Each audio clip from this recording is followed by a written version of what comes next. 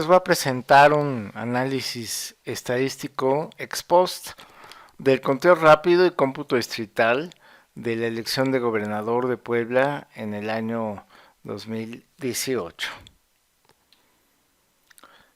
La foto de este personaje, quizás sin ponerle nombre, no muchos la pueden reconocer. En el ámbito de la estadística yo esperaría que sí. Su nombre es John Wilder Tukey. Tuvo muchas contribuciones relevantes para el desarrollo de la ciencia estadística. Y aparte a él se le atribuye esta frase que tengo en pantalla en idioma inglés y que bueno, en español sería algo así como: lo mejor acerca de ser un especialista en estadística es que puede uno meterse a jugar en las áreas de otros, ¿no? En muchas otras áreas, ¿no? Por qué es esto? ¿Por qué tiene esta versatilidad la ciencia estadística? Porque la estadística es una ciencia que modeliza y cuantifica incertidumbre asociada a fenómenos o procesos con base en datos que representan mediciones de aspectos de interés de esos fenómenos o procesos, y los procesos electorales son un ejemplo de ello. Entonces yo voy a utilizar herramientas de estadística para tener una opinión acerca del conteo rápido y de los cómputos distritales de la elección de gobernador en Puebla en el año 2018. Me voy a ir directamente al reglamento de elecciones del INE porque sobre el conteo rápido que voy a opinar es justamente un conteo rápido institucional, esto es, el que fue realizado por expertos en estadística contratados por el Instituto Nacional Electoral, lo que se conoce como el COTECORA, esto es, acrónimo de Comité Técnico de los Conteos Rápidos. Este reglamento de elecciones, entre muchas otras cosas, explica y establece las reglas generales para los conteos rápidos institucionales, ¿no? Los que puede llevar a cabo el INE o algún otro instituto electoral estatal. El artículo 356 de dicho reglamento define qué son los conteos rápidos y los define como el procedimiento estadístico diseñado con la finalidad de estimar con oportunidad las tendencias de los resultados finales de una elección a partir de una muestra probabilística de resultados de actas de escrutinio y cómputo de las casillas electorales, cuyo tamaño y composición se establecen previamente de acuerdo a un esquema de selección específico de una elección determinada y cuyas conclusiones se presentan la misma noche de la jornada electoral. Sí, lo que es interesante de este procedimiento estadístico es que cierran las urnas y con una muestra probabilística se lleva a cabo un procedimiento estadístico que permite dar de manera informativa, no definitiva, porque eso es hasta los cómputos distritales, pero al menos ya nos va a dar una idea de cuál podría ser el resultado de la elección la misma noche del día de la elección. Bueno, así es como se definen los conteos rápidos. Voy a tratar de explicarlo mediante este esquema.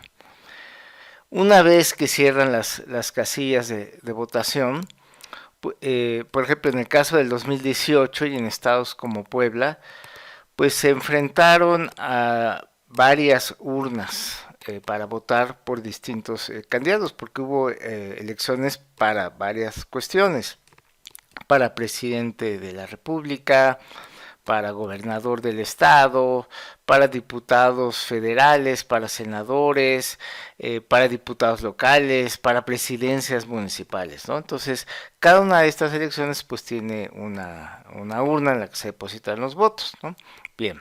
Entonces, una vez que ya cierran las casillas, esas en las que se llevaron a cabo todas estas elecciones, pues el resultado de la votación para cada elección, ¿no?, se va vaciando en lo que se conoce como un cuadernillo de operaciones, ¿no? Esto es, primero se vacía la urna, por ejemplo, para el presidente de la República, en este caso, se cuentan los votos, cuántos para cada candidato, cuántos nulos, etcétera, y luego se anotan los resultados en un cuadernillo no directamente en el acta, porque puede haber unos pequeños errores. Esto es, se cuenta lo del presidente, se anota en el cuadernillo, se continúa con la de gobernador, por ejemplo, y entonces vamos a suponer que en la urna de gobernador se encontraron votos depositados que realmente eran para presidente o para diputado, etcétera. Entonces, bueno, ahí hay que retirar esos votos y colocarlos donde correspondía, y entonces eso puede implicar que en el cuadernillo de operaciones se tenga que anotar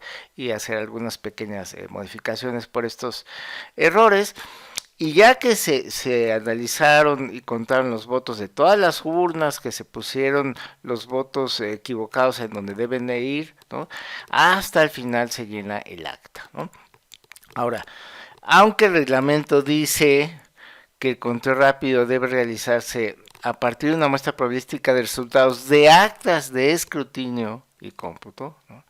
El INE en esta ocasión decidió hacerlo, no esperar al acta que iba a tardar mucho por tantas elecciones concurrentes, sino tomar directamente la información de los cuadernillos, esperando que, bueno, pues si llegaban a haber diferencias, pues serían errores mínimos que no impactarían de manera relevante el resultado. Finalmente es una estimación, lo importante es que días después se iban a llevar a cabo los cómputos distritales, que eso sí ya empiezan a ser resultados oficiales, ¿no? Bien.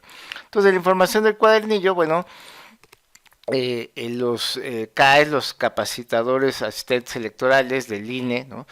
A los que les toca supervisar todas las casillas de una elección, bueno, se les informa, no a todos, sino a aquellos que les correspondía supervisar ciertas casillas que caían en la muestra para hacer el conteo rápido. Bueno, ellos eran encargados de emitir o enviar esta información que estaba en los cuadernillos para la elección, por ejemplo, de presidente y de gobernador, ¿no? Porque el INE en el año 2018 se encargó de hacer los conteos rápidos tanto de la elección presidencial como de las gubernaturas que estuvieron en juego. Entonces, con esa información, pues se alimenta el conteo rápido y se hacen ahí unos cálculos, ¿no? Entonces, esto se hace la misma noche de la elección. En este caso, en 2018 fue el domingo 1 de julio, ¿no?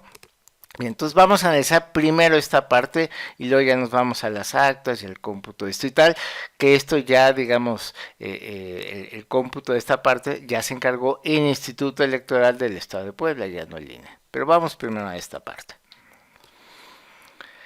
El artículo 373 del reglamento de elecciones del INE dice cómo deben de generarse estas muestras para los conteos rápidos, ¿no? Estas muestras entendidas como un subconjunto del espacio muestral con que se inferirán los resultados de la elección respectiva y que deberán cumplir con las siguientes características. Inciso A, que todas y cada una de las casillas del marco muestral construido tengan una probabilidad conocida y mayor que 0 de ser seleccionadas. Inciso B, que se utilice un procedimiento aleatorio para la selección de las muestras que respete las probabilidades de selección determinadas por el diseño. Esto es muy importante, que sea un procedimiento aleatorio, porque las técnicas estadísticas que se ocupan dependen de que se trate de una muestra efectivamente aleatoria. Si no, los cálculos que uno puede hacer con información, si no hay garantía de que es un procedimiento aleatorio el que generó esa información muestral, pues las fórmulas estadísticas, los resultados que se obtengan mediante estadística no serían válidos, ¿no? Bien, se pide también que considere la posibilidad que abarque la mayor dispersión geográfica electoral posible. Una forma de lograr esto, y eso, digamos, es un diseño muestral que normalmente se ocupa, fue el que se ocupó en la elección de Puebla, es un muestreo aleatorio estratificado, ¿no? En este caso, los estratos fueron cada uno de los 26 distritos locales del estado de Puebla, y lo que se hace es, de cada distrito electoral se tomó una muestra aleatoria, ¿no? Pero así se garantiza que cada uno de los distritos tuvo alguna contribución a la muestra total con la que se va a hacer la inferencia. Y aparte, el muestreo aleatorio estratificado tiene la ventaja de que ayuda a disminuir la variabilidad de las estimaciones. Inciso D dice, la muestra deberá diseñarse con una confianza de 95% y con una precisión tal que genere certidumbre estadística en el cumplimiento de los objetivos requeridos por el tipo de elección.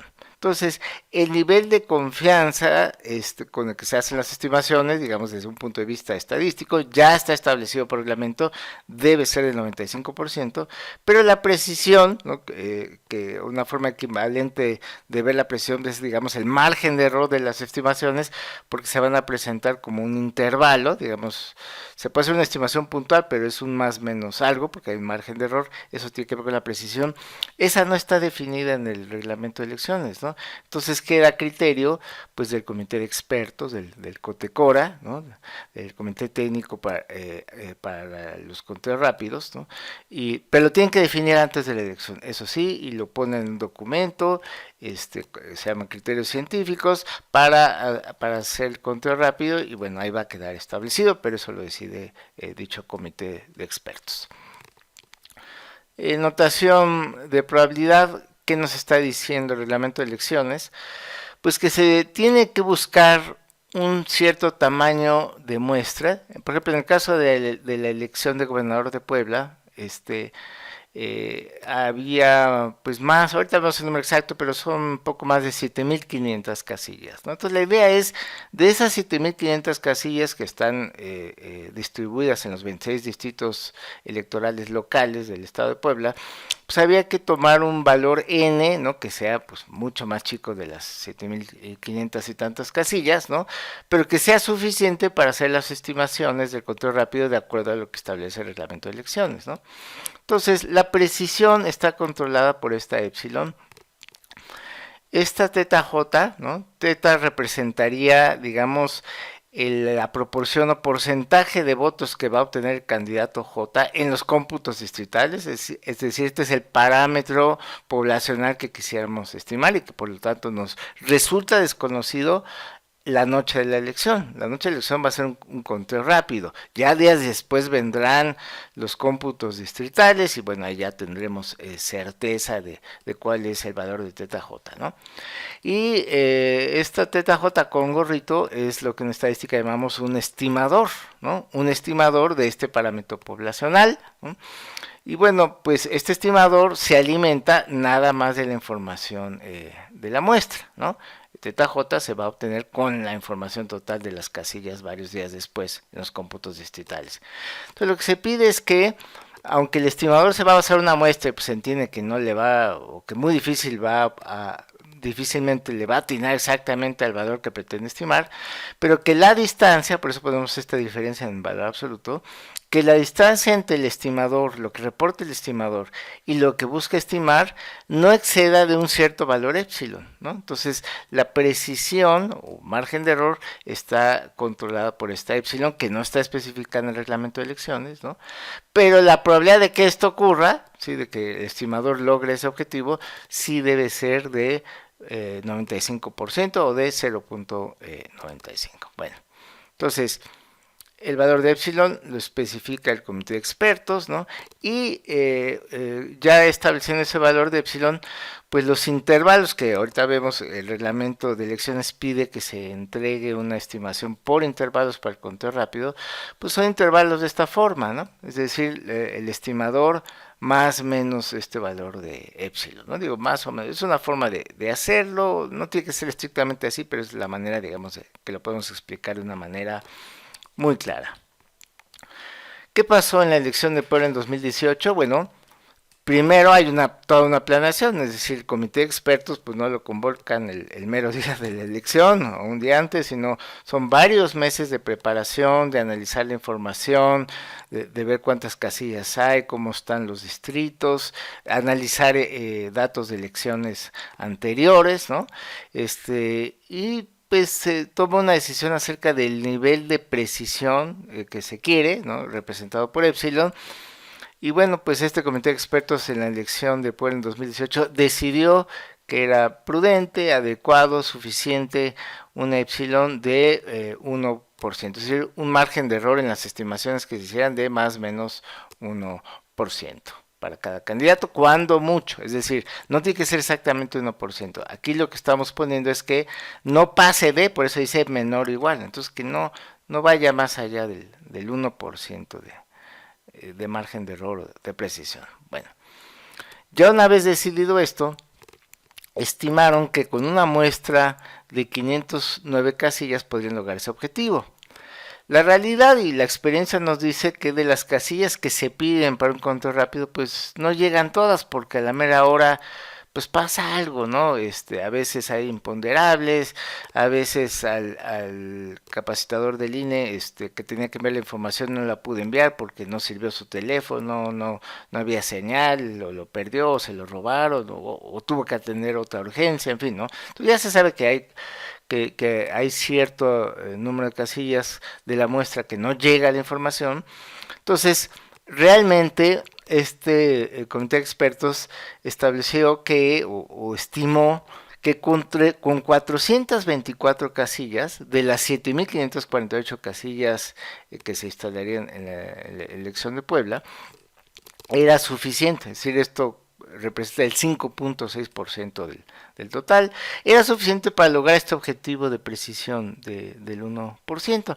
Pidieron un poco más porque también basándose en experiencias anteriores, pues tomando en cuenta que no llega todo, dijeron, bueno, estimaron que si pedían 509, más o menos les llegarían más o menos las 424 que requerían. Bueno, esto fue antes de la elección y después de hacer muchos análisis, estudios y discusiones. Bueno, ¿qué fue lo que pasó el mero día de la elección? O sea, ¿qué llegó de información muestral? Pues no llegaron ni las 509, bueno, eso no era sorpresa, no llegaron ni las 424, llegaron 370, información de 372 casillas, ¿no? Esto es 73.1% de la muestra que originalmente habían pedido, ¿no? 509 casillas.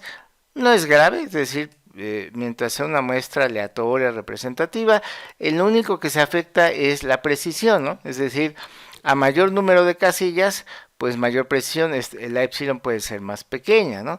Si empieza a ser menor el número de casillas, menor la información, pues empieza a aumentar el margen de error. Pero hice los cálculos ya después con información del cómputo distrital y la verdad es que si desde un principio hubieran decidido que eran con 372 casillas, la epsilon te queda de 1.08%. O sea, sí, pues sí se incrementa un poco porque tienes menos información, pero tampoco es trágico. Así es como podemos decir que, bueno, aunque no llegó todo lo que se esperaba, pues la precisión no, en principio no tendría por qué verse demasiado afectada, ¿no? Aumentó el margen de error de 1% a 1.08%. Bueno, hasta aquí vamos bien. Aquí están los resultados del conteo rápido del INE para la elección de gobernador de Puebla en 2018. Nada más estoy presentando los resultados de los 4 candidatos, indicando sus partidos. Bueno, hubo coaliciones, estoy poniendo al partido principal de cada coalición donde hubo coalición y el primer apellido de los candidatos. Aquí están las estimaciones por intervalo que reportaron los expertos contratados por el INE. Y lo que hice es con respecto al punto medio, pues tratar de ver, bueno, cómo quedó la precisión, esa epsilon, ¿no?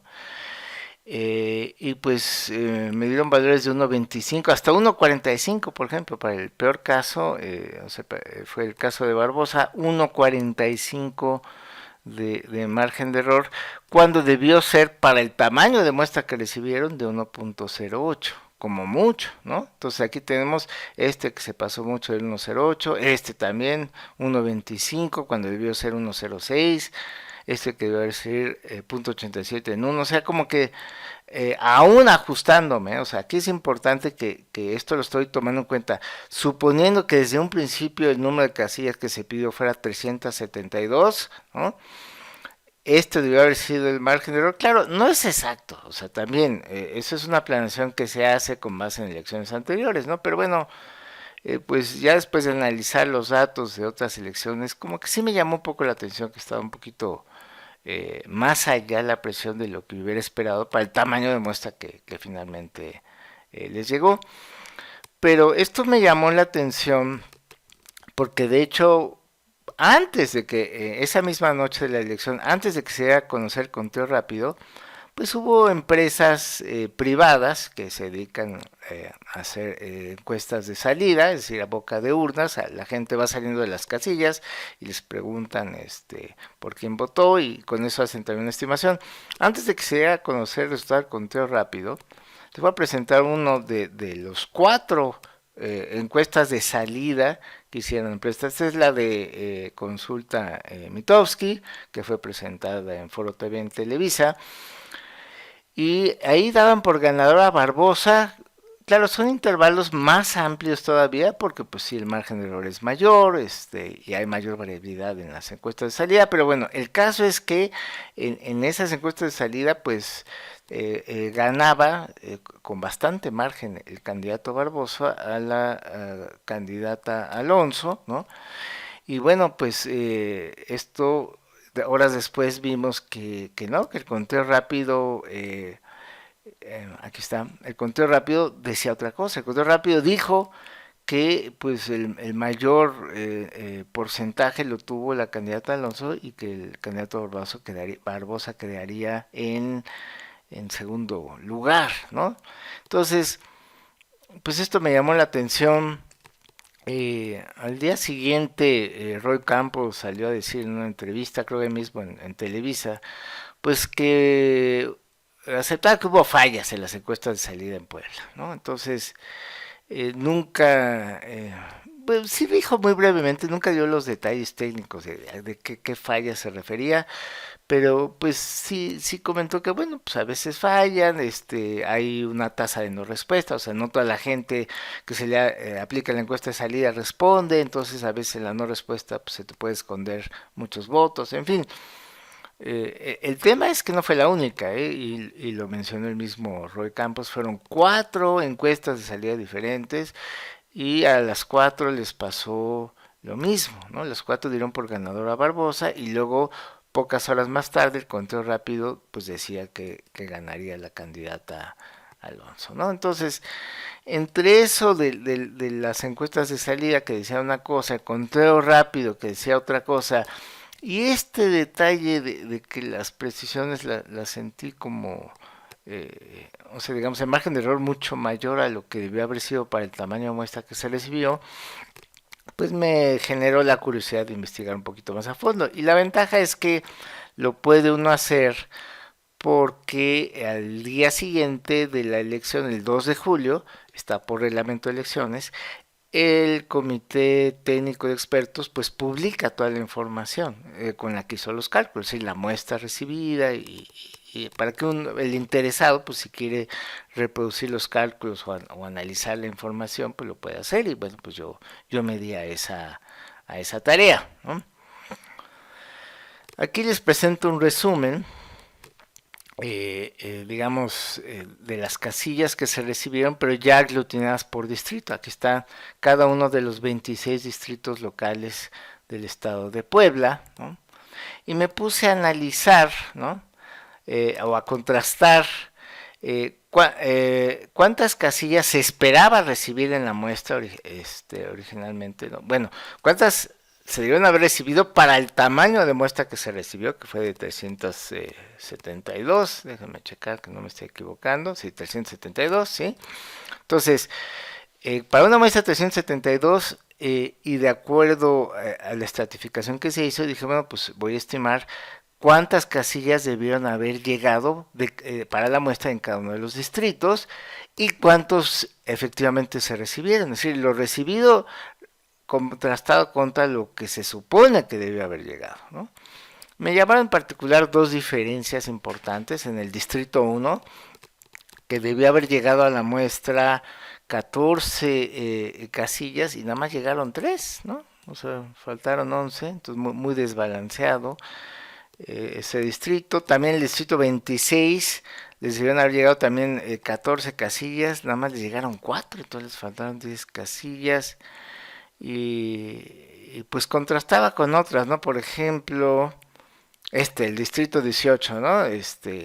Esperaban que les llegaran 15 y les llegaron más, ¿no? Entonces, dije, bueno, como que veía yo algunos desbalances. Claro, esto no lo puede uno hacer hacia ojo, o sea, ¿cómo decide uno cuánto es tantito o cuánto es muchito, ¿no? Estas referencias, hay manera de hacerlo, digo, ese día lunes 2 de julio, pues tan solo con esta información, pues me diera la tarea de hacer un cálculo, pues más o menos sencillo, un poco simplificador, pero que me diera idea de qué tan probable es que algo así se diera, o sea, que digamos que de las 26 estratos o los distritos, en el peor de los casos, pues nada más te hayan llegado tres, ¿no? De las que esperabas, ¿no? Entonces, lo que hice fue calcular la probabilidad de haber obtenido una muestra estratificada de 372 casillas, de un total de 509, en donde el mínimo número de casillas en los 26 estratos sea 3 o menos, ¿no? Como ocurrió en la muestra recibida por el Cotecora para el conteo rápido de la elección de gobernador de Puebla, ¿no? Entonces, ¿cómo lo podemos plantear? En ese momento lo tuve que plantear así, porque era toda la información con la que se contaba. Ya después, con la información del cómputo distrital, pude verificar que era un número muy similar a lo que voy a mostrarles ahorita, ¿no? Entonces, se pidieron 509 casillas. Más o menos, digo, varían, no son, están bastante equilibrados los distritos, ¿no? Pero no es el mismo número de casillas, pero más o menos promedio de 19 casillas por estrato o distrito local, ¿no? Y el porcentaje de muestra que llegó pues fue del 73.1%, ¿no?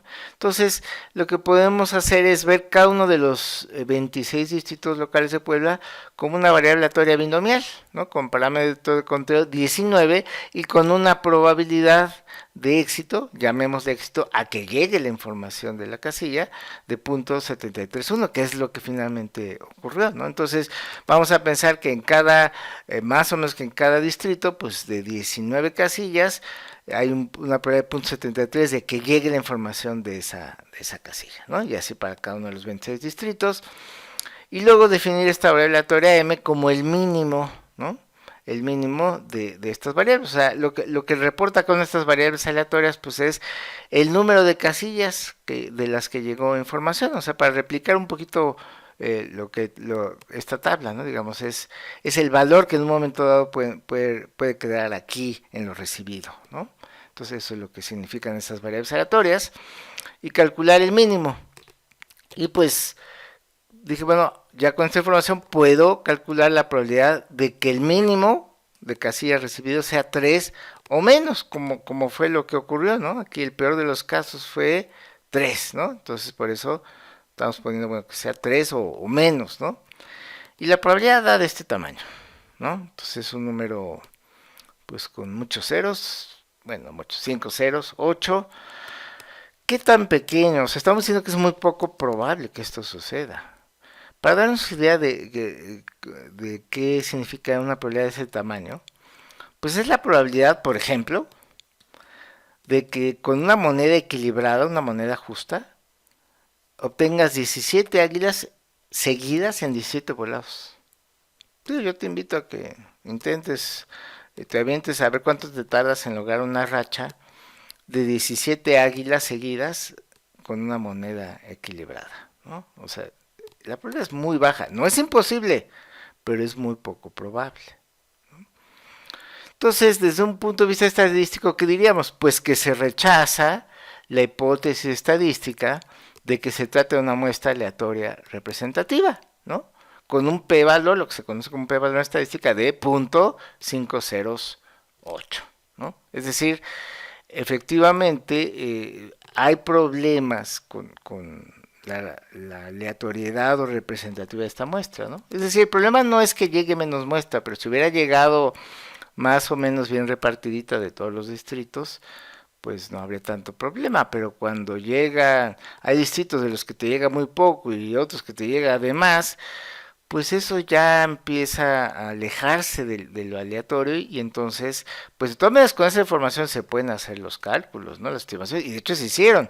El problema es que es cuestionable la validez de esas estimaciones porque la estadística depende, en este caso, de que se trate de una muestra aleatoria, ¿no? Y esto nos está diciendo que esto es muy poco probable que esa sea una muestra aleatoria y representativa de lo que se buscaba, ¿no?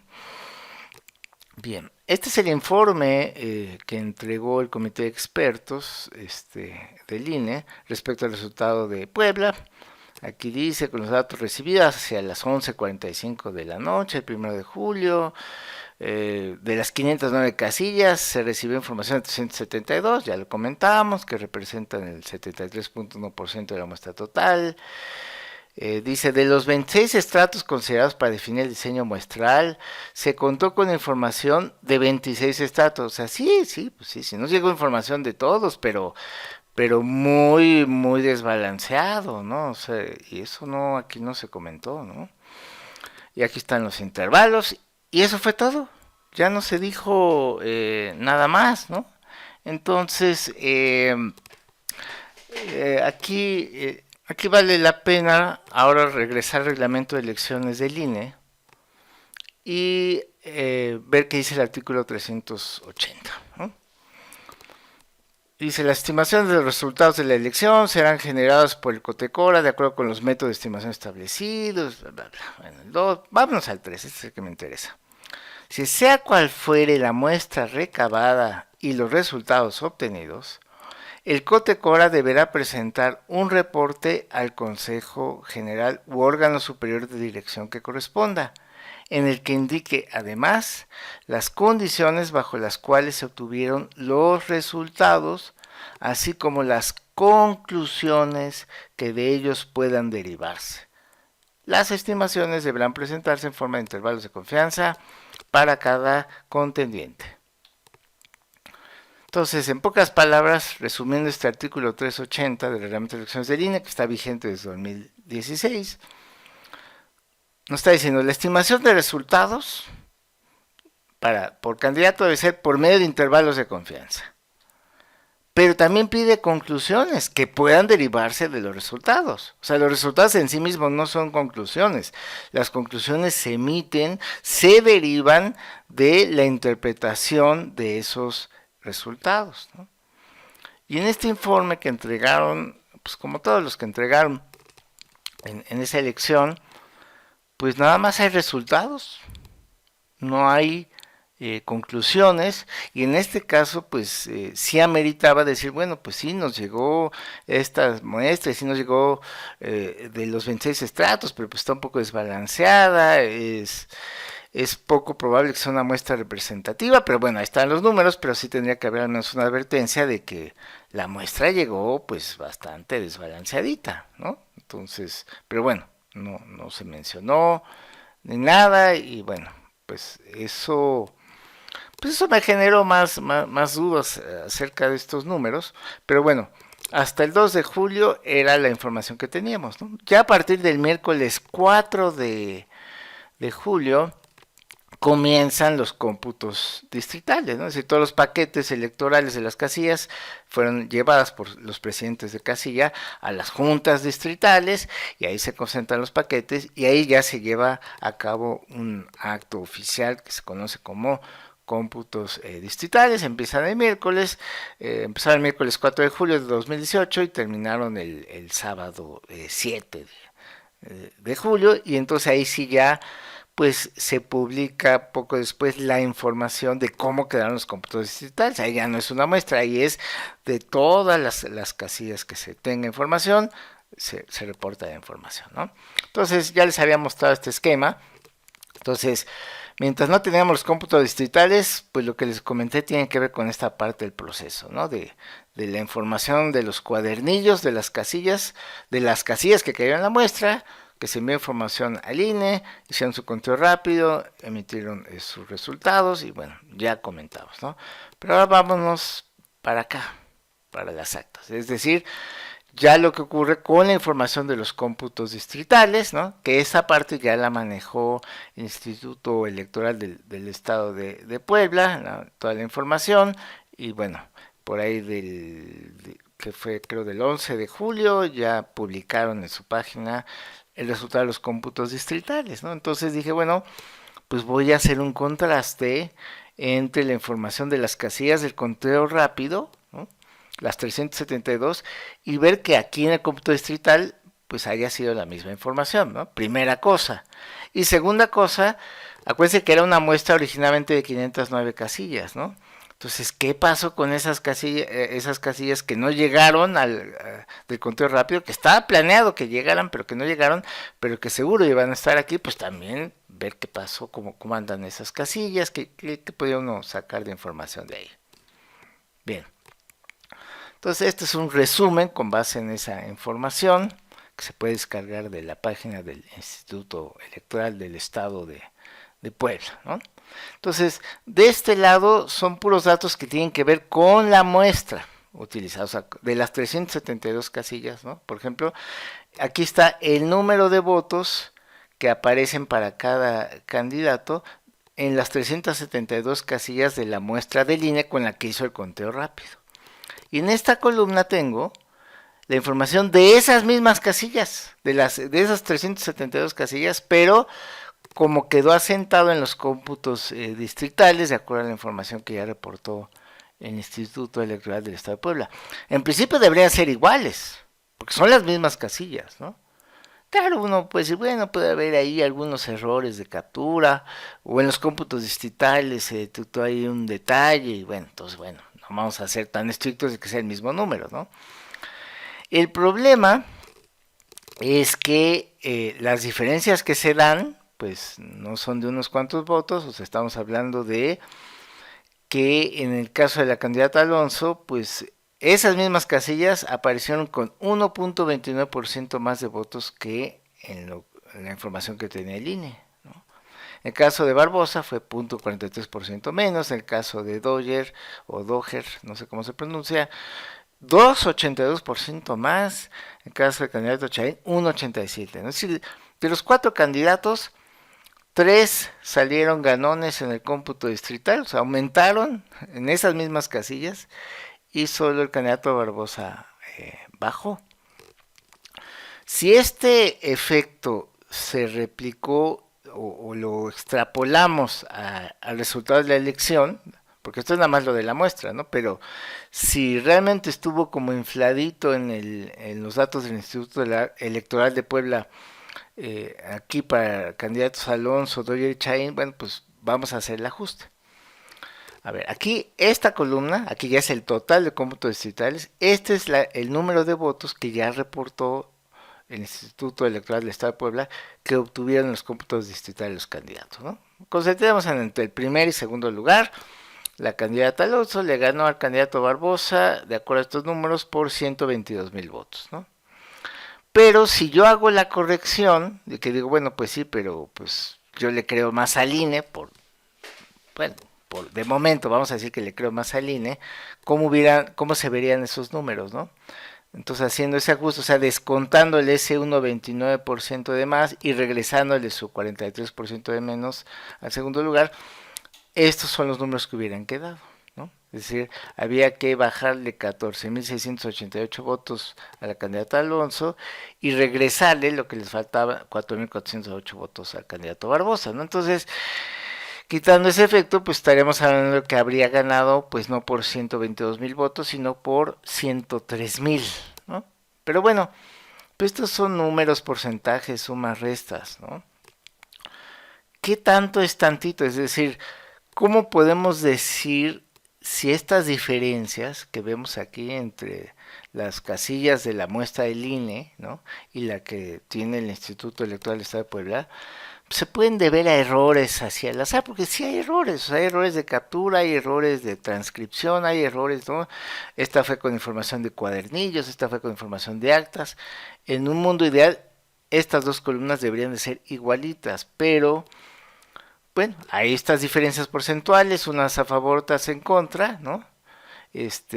¿Cómo decidir si se puede considerar hasta cierto punto normal o aceptable estas diferencias y atribuirlas a errores al azar? Es decir, errores que no son malintencionados, ¿no? O si realmente es demasiado, ¿no? O sea, a lo mejor es como ocurría con la moneda, ¿no? Es decir, si a ti te dicen que una moneda es una moneda equilibrada, es una moneda justa, ¿no?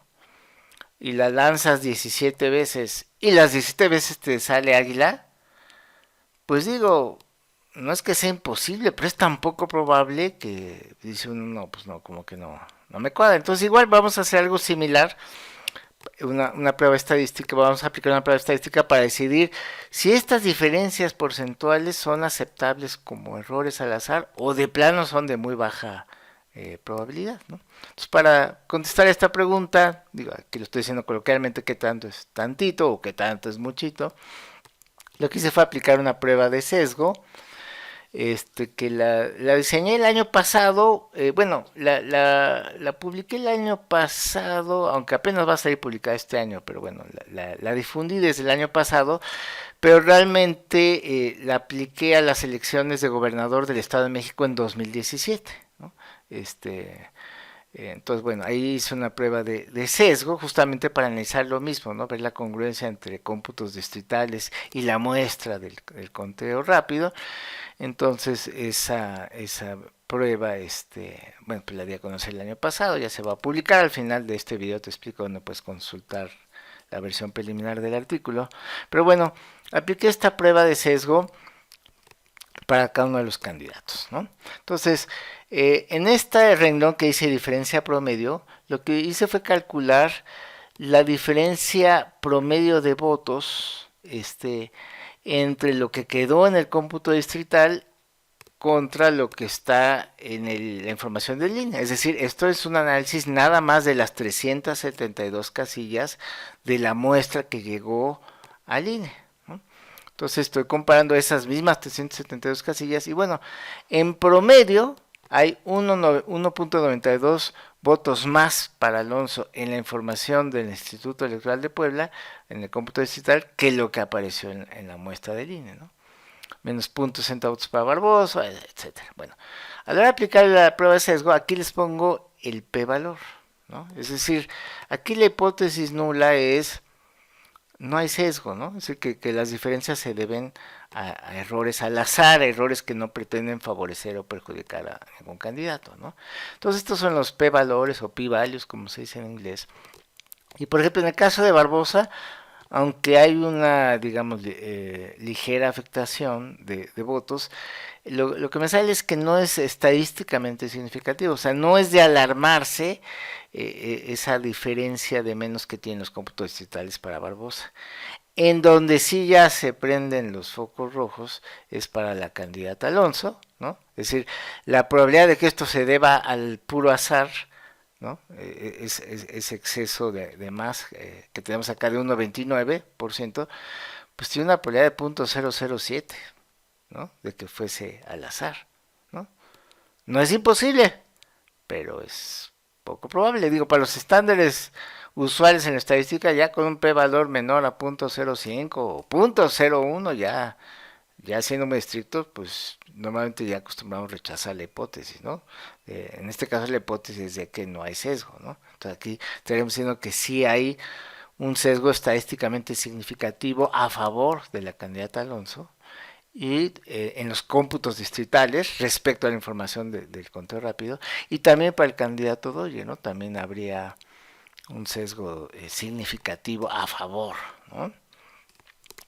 Entonces, bueno, ya vamos sumando cosas que se ven como raras, ¿no? Una muestra aleatoria del conteo rápido que no se ve tan aleatoria y por lo tanto no sería tan representativa. Ahora ya estamos contrastando información de las mismas casillas, cómo se ven en el cómputo distrital, cómo se vieron en el conteo rápido. Y pues también se están viendo cosas, pues raras, ¿no? Bueno. ¿Qué más podemos analizar de estos datos? Bueno, pues ya analizamos la información que era común al conteo rápido del INE y al cómputo distrital del Instituto Electoral del Estado de Puebla, que eran esas 372 casillas de la muestra, ¿no? Pero ¿qué pasa con las otras casillas, no? Es decir, de las 509 restemos 372, bueno, de la diferencia de esas casillas que debieron haber llegado al INE, la información no llegó, pero sí quedaron aquí plasmadas en el cómputo distrital, ¿no? Pues aquí está la información. Lo que hice fue calcular el voto promedio por casilla en la muestra total del INE, tanto para la muestra recibida, es decir, las 372 casillas, como en las otras, ¿no? Las que faltó para llegar a las 509, ¿no? Entonces dije, bueno, Pues en principio, pues el voto promedio en unas y otras debería ser más o menos igual, ¿no? Digo, si el asunto de que ciertas casillas no llegaron a la información al INE para el conteo rápido, no llegaron, las razones por las cuales no llegaron no tienen nada que ver con filias o fobias políticas, ¿no? O sea, entonces, en principio, estas columnas pues deberían ser números muy parecidos, ¿no? Y bueno, pues si los comparamos, pues sobresale este, ¿no? Sin duda, ¿no? En comparación con los otros. O sea, curiosamente, en esas casillas que no llegaron al INE para el conteo rápido, hay una diferencia mayor a favor de la candidata Alonso de 23.92, casi 24 votos más por casilla, ¿no? Respecto a la información que sí llegó. O sea, idealmente esta diferencia debería ser cero. Ok, hay errores, diferencias, ajustes, pero llama la atención que, bueno, el tamaño de las diferencias sobresale mucho el de la candidata Alonso. Pero dice, bueno, ¿y qué tanto es 23.91 votos en promedio más por casilla? Pues vamos a hacer unas cuentas para darnos una idea de qué tanto es tantito, ¿no? En el cómputo distrital que reportó el Instituto Electoral del Estado de Puebla, apareció información de 7.479 casillas, ¿no?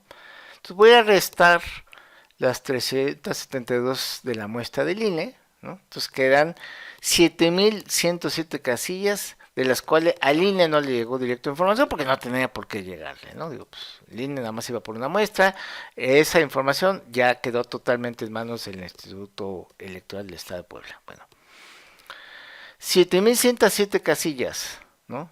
Si se está dando un efecto de 23.91 votos promedio por casilla de más, estamos hablando de 170,000 votos adicionales, ¿no? Y tomando en cuenta que en los cómputos distritales Alonso le ganó a Barbosa por 122,000 votos, pues 170,000 votos se harían toda la diferencia, ¿no? Es decir, si quitáramos ese efecto, pues el ganador sería Barbosa, ¿no? Entonces, no estoy diciendo que se haya sido, simplemente estoy ayudando a dimensionar qué tan significativo puede llegar a ser esto, ¿no? O sea, qué tan grave es que haya estas diferencias que no deberían de haberlas o no deberían ser tan grandes. Bueno, pues 23.91 votos de más. En todas las demás casillas da para 170,000 votos adicionales y eso supera la diferencia entre el primero y el segundo lugar. Entonces, esto también me llamó mucho la atención, ¿no? Y que además, si así hubiese sido, pues esto explicaría, ¿no? Por qué las encuestas de salida, las 4 que se hicieron, todas dieron por ganador a Barbosa. O sea, más bien ahí se empiezan a preguntar qué pasa ahí en el manejo de la información en el Instituto Electoral del Estado de Puebla. Bueno, y para completar el cuadro de dudas, en los cómputos distritales detecté que no había información de 147 casillas, ¿no? O sea que o estaban en NA o en ceros, ¿no? No había la información. La lista nominal de esas 147 casillas representaba un total de 90,500 votos. 90,500 votos que, bueno, no sabemos si se ejercieron todos o no, pero ahí estaban y estaban en ceros. No hay información.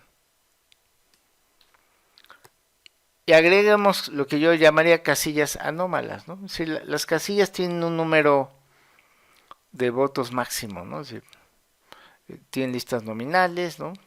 Las que más tienen, pues, 750 boletas y unas pocas más para que puedan votar los representantes de los partidos, ¿no? Pero no, aquí hubo 32 casillas que tenían muchísimos más votos, ¿no?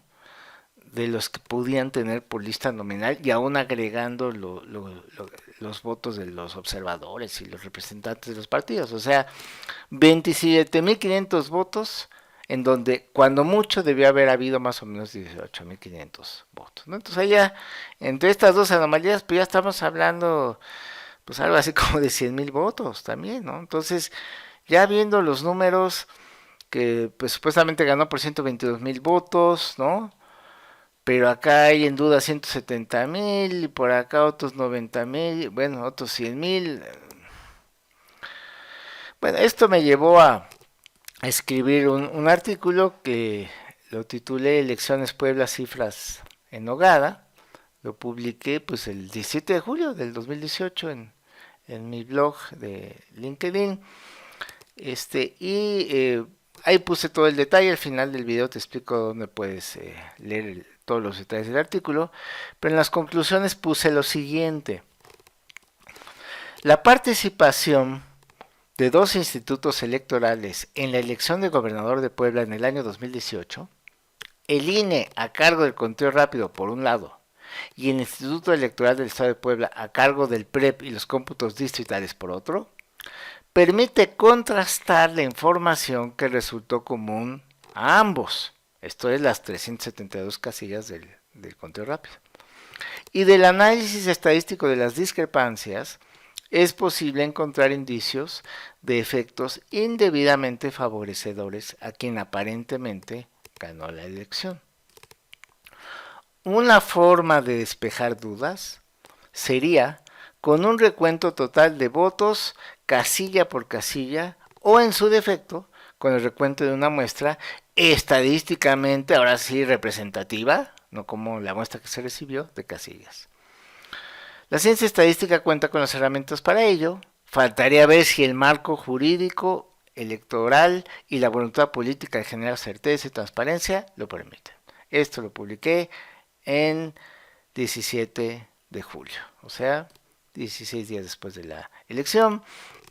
Generó interés este artículo, hubo dos medios locales de Puebla que me pidieron publicarlo tal cual, hubo otros que prefirieron entrevistarme y hacerme algunas preguntas. Pero bueno, eso fue el 17 de julio. Obviamente se juntó otro tipo de información, documentales, videos, activistas, periodistas, gente que investiga estas cosas, pues dio otro tipo de información, no esta cuestión estadística, pero bueno, parece que todo sumado efectivamente fue suficiente para que el Tribunal Electoral del Poder Judicial de la Federación, el 19 de septiembre de 2018, ordenara el recuento total de la elección de gubernatura de Puebla. A mí me dio mucho gusto porque dije, vamos a salir de dudas, ¿no? O sea, yo todos los números que hice pues son cálculos de probabilidades y básicamente a lo que llegué es que era muy poco probable, ¿no? que los resultados de la elección fueran como se estaban reportando. No podía yo saber cuál era el verdadero resultado, pero dije, bueno, con la información que se tenía, era poco probable que esa fuera la información correcta. Por eso es que a mí me interesaba que hubiera un recuento total de votos. Y me dio gusto que sí iba a ser porque dije, ya, vamos a salir de dudas. Y bueno, pues si lo que ocurrió fue algo muy, muy especial, de probabilidad muy baja, bueno, pero ya lo aceptaremos, ¿no?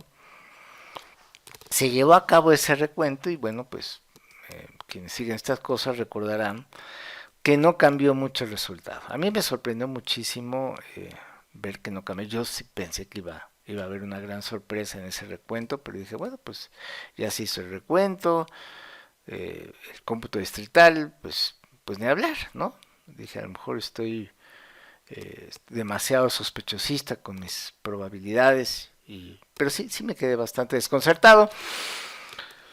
Pero luego vino la impugnación del candidato Barbosa a la elección y a principios de diciembre el magistrado ponente en ese tribunal encargado pues de la investigación y de presentar un proyecto de resolución, el magistrado José Luis Vargas Valdés. Esta es una nota que se publicó en el periódico El Economista y dice, este domingo el magistrado Vargas Valdés publicó en Twitter la sentencia del caso Puebla, ¿no? Estamos hablando del 2 de diciembre de 2018, donde propone la anulación de la elección ganada por Marta Erika Alonso Hidalgo.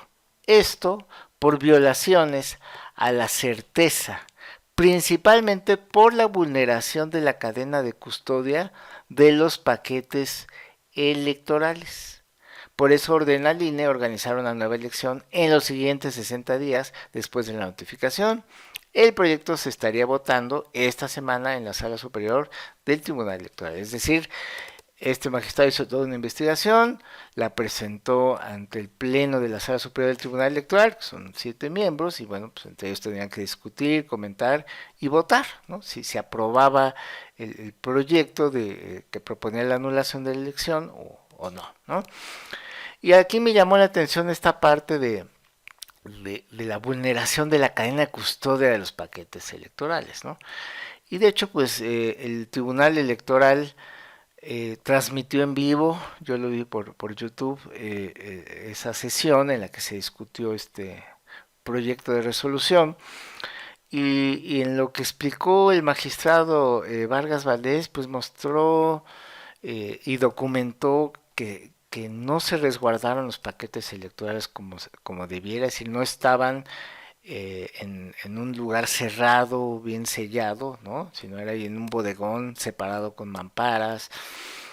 Mostró por medio de bitácoras que hubo ingresos no autorizados a donde estaban los paquetes. O sea, se supone que si hay que ingresar a donde están los paquetes, se tiene que dar aviso a los representantes de los partidos políticos para que si quieren estar presentes al momento y que vean que no se hace nada raro con los paquetes.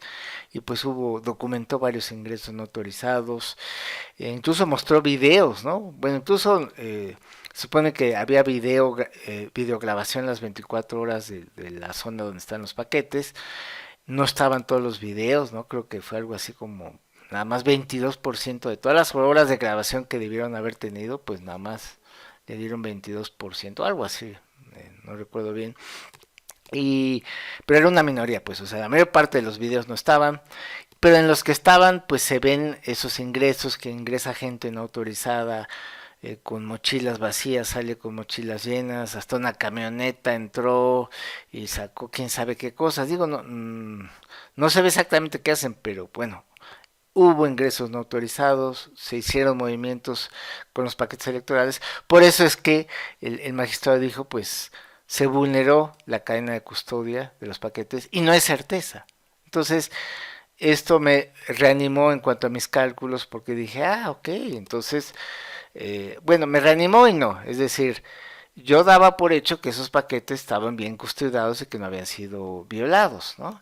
Esto que nos documentó y nos mostró el magistrado Vargas Valdés, pues nos deja claro pues que no hay certeza, o sea, que como que le metieron ahí mano y entonces ya no es seguro que lo que estaba en esos paquetes fue lo que pasó en la elección del 1 de julio para gobernador de Puebla y entonces pues ese recuento que se hizo pues no nos saca de ninguna duda, ¿no?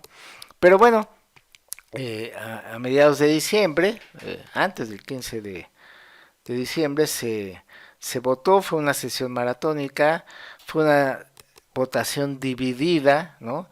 3 magistrados a favor, 3 en contra, y al último le tocaba votar al magistrado presidente, Otálora, de apellido Otálora, y bueno, pues su voto fue en contra de la anulación y de ratificar el triunfo de la candidata Alonso, y bueno, pues la candidata Alonso tomó protesta de inmediato del cargo, y bueno, pues esto dejó muy molesto y muy resquebrajado al Tribunal Electoral. Este es un tuit del magistrado José Luis Vargas Valdés del 16 de diciembre. Dice, les comparto las reflexiones que platiqué con la revista Proceso, ¿no? Entonces, y bueno, pues se hablaba de que a su consideración debería de renunciar la magistrada presidenta. O sea, quedó muy fracturada, muy dañada la relación al interior de este tribunal. Fue muy controversial el resultado, ¿no?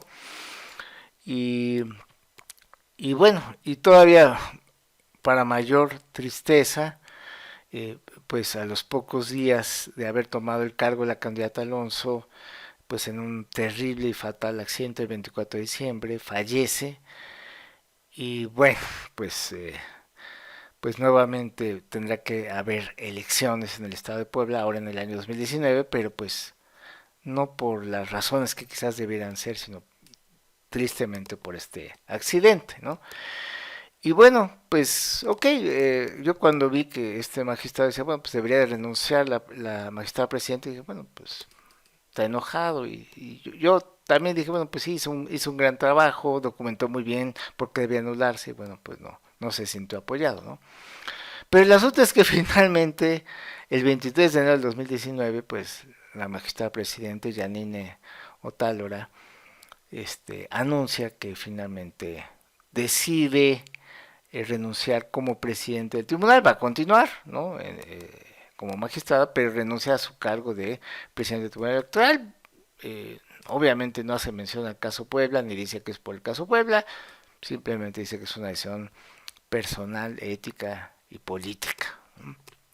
Pero bueno, todo esto ya son otros temas, pero bueno, van relacionados con el resultado. O sea, el asunto es con lo que la pregunta que no se queda, bueno, ¿quién realmente ganó esa elección? Yo con la información que tengo como especialista en estadística, con lo que pude ver, pues tengo que decir que no sé y creo que no hay ya forma de saberlo, ¿no? Es decir, si se hubieran cuidado bien esos paquetes electorales, si hubiera certeza de que no se violó la cadena de custodia de esos paquetes, lo que dijera ese recuento para mí era ya el resultado, ¿no? Claro, ¿no? Al margen de mis cálculos probabilísticos, pero pues tampoco eso se respetó. Entonces ya es una suma de cuestiones que generaron tantas interrogantes, desde la muestra que a mi juicio no es, la muestra que recibió para conteo rápido no es representativa, ya tiene signos de cosas raras, y luego ya a la hora de analizar el cómputo distrital, compararlo con el conteo rápido, o sea, son demasiadas cosas que ya no cuadraban, más todos estos asuntos, pues nos quedamos con la duda, o yo me quedo definitivamente con la duda, creo que no hay forma y ya no hay la información para saber quién realmente ganó. Ahora vendrá una nueva elección, pero pues es una elección diferente, es decir, independientemente del resultado, pues van a ser otros candidatos, a lo mejor algunos repiten, pero hay uno que seguro ya no, o sea, y ya se da en otro momento, entonces pues tampoco va a ser tan fácil comparar, aunque va a ser interesante ver cómo cambia, si es que llega a cambiar la intención de voto de los poblanos para elegir gobernador en el año de 2019, ya lo estaremos analizando. Pues toda la información a detalle de este artículo que escribí en relación a las elecciones de Puebla es fácil de encontrar en Google, pones mi nombre, Arturo Erdeli, y como en páginas de Google Sites, ahí está toda la información en Google Sites. En mi página buscas, en el menú donde dice mi opinión sobre, bueno, yo opino de varias cosas. Hasta abajo aquí está Elecciones Puebla 2018, cifras en Nogada, ahí puedes acceder al artículo y al video que estás viendo y a la presentación de este video también, ahí la pongo a tu disposición. Entonces, así se llama el artículo, Elecciones Puebla, cifras en Nogada, ¿no? Y también en la parte de investigación, ahí tengo un artículo, buscas en publicaciones, hasta abajo, en la 28, esta de análisis estadístico ex post del control rápido institucional de la elección de gobernador del Estado de México. Ahí viene la prueba de sesgo que apliqué porque ahí la mencioné, ya no entré en los detalles porque iba a ser entonces ya un video demasiado largo, pero los detalles de la prueba de sesgo que apliqué tanto el Estado de México, bueno, es la misma que apliqué ahora para analizar el conteo rápido de la elección de Puebla. Y pues cierro con esta frase que puse al principio de John Wilder Toki, que pues lo mejor, lo más bonito acerca de ser un especialista en estadística es que puedan dar uno de metiche en donde quiera que haya unos datos para analizar. Por su atención, muchas gracias.